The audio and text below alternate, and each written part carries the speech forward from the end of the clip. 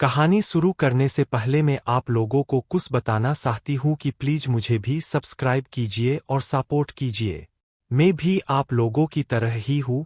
आप लोगों की सपोर्ट के बिना मैं कुछ भी नहीं हूँ। आइए अब कहानी शुरू करते हैं। ये कहानी असम की सोराबोरी नामक एक गांव की कहानी है। मेरी एक ड्राइवर दोस्त की कहानी है। उसने ही मुझे बताया था।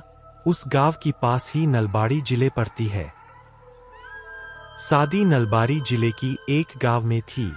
गांव में शादी की बहुत चर्चा थी। गांव की सबसे सुंदर लड़की का विवाह बड़े धूमधाम से हो रहा था। उसके ससुराल वाले दूसरे शहर गुवाहाटी से बारात लेकर आने वाले थे। पूरे गांव में तैयारियों का माहौल था। हर कोई इस बड़े दिन का इंतजार कर रहा था। बारात का दिन आ गया। बारातियों से भरी बस गांव की ओर बढ़ रही थी। बस में हंसी ठिठोली का माहौल था। सभी लोग खुशी खुशी गाते बजाते आ रहे थे। बस में बारातियों की बैंड बज रहा था। बस आते आते सराबोरी नामक गांव पहुंच गया था। गांव का माहौल एकदम सन्नाटा था और गांव की रास्ते में एकदम अंधेरा था। बस की हेडलाइट के रोशनी की बजाय कोई और रोशनी नहीं आ रही थी। बस आते आते गांव की एक लकड़ी की बना हुआ पुल दिख गया। अचानक बस के ड्राइवर ने देखा कि पुल के ऊपर एक औरत खड़ी है। बस की ड्राइवर ने उस औरत की चेहरे में गौर किया तो देखा औरत का चेहरा थोड़ा अजीब सा था। उस औरत की चेहरे में हंसी आ रही थी और उसने हंसते हंसते बस की सामने दौड़कर आ रही थी, मानो उसने बस की सामने कूदकर अपनी जान ही दे देंगे। अचानक बस की ड्राइवर ने बस रोकने की कोशिश की, लेकिन ब्रेक फेल हो गए और बस नीचे गहरी खाई में गिर गई। बारातियों के चीखने चिल्लाने की आवाजें जंगल में गूंज उठीं। सब कुछ धुंधला सा हो गया और धीरे धीरे शांति छा गई। गांव में जब यह खबर पहुंची तो मातम छा गया। शादी और उसके परिवार वाले टूट गए। उन्होंने जो कुछ बारातियों के लिए तैयारी की थी सब कुछ ऐसा की ऐसा ही रह गया। उन्होंने तुरंत मौके पर पहुंचने का फैसला किया, लेकिन उन लोगों का कार की ड्राइवर नहीं होने की कारण जा नहीं सका।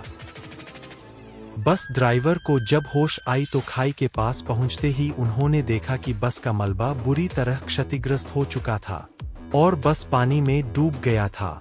सभी बाराती मारे जा चुके थे। अकेला ड्राइवर ने बारातियों को बचाने का लाख कोशिश की, लेकिन किसी को बचा नहीं पाई। उसी वक्त एक अजीब घटना घटी। खाई के पास एक औरत खड़ी दिखाई दी। ड्राइवर ने उसे पहचानने की कोशिश की, लेकिन उसका चेहरा धुंधला था। औरत ने अचानक हंसना शुरू किया, एक डरावनी और खौफनाक हंसी। ड्राइवर को इतना डर लगा कि उसने भागने की कोशिश की, लेकिन उसका पैर थर थर कांपने लगे। जैसी तेजी करके पास की एक आदमी की घर की तरफ दौड़ लगाया। घर में पहुंचते ही दरवाजे में जोर जोर से ठुकराया और चिल्लाने लगे, लेकिन घर में कोई नहीं था। ड्राइवर ने जैसी तेजी करके सुबह किया। सुबह होने के बाद जब लोगों ने बस को ढूंढने के बाद जो नजारा लोगों ने देखा, देखने वाले का आंसू आ गई। उस दिन से उस पुल पर बेहद सारे एक्सीडेंट हुआ और लोग कहते ही कि उस जगह पर अक्सर बारातियों को देखा करते हैं। गांव की एक बुजुर्ग पंडित ने बताया था कि उनको सपने में उन बारातियों ने आकर बताया है कि उस सुरेल लड़की को कुछ लोगों ने मिलकर यहाँ इस पुल के नीचे बुरे काम करके मार डाला था और उसी दिन से लड़की की आत्मा को शांति नहीं मिली और आज भी उस लड़की की आत्मा पुल के आसपास भटकती हुई दिखाई देती है और उसके झांसे में जो आती है उसकी बलि चढ़ा देती है। लड़की बेहद सुंदर और संस्कारी थी। लड़की काली माता की भक्त थी। गांव की लोगों को महसूस हो गया था कि वह लड़की की आत्मा के साथ बेहद बुरा हुआ था, इसलिए लड़की ने बदला लेने के लिए अक्सर दिख जाया करते हैं। बाद में गांव वाले ने लड़की की आत्मा की शांति के लिए उसी पुल की नजदीक में एक काली माता की मंदिर बनवा दिए।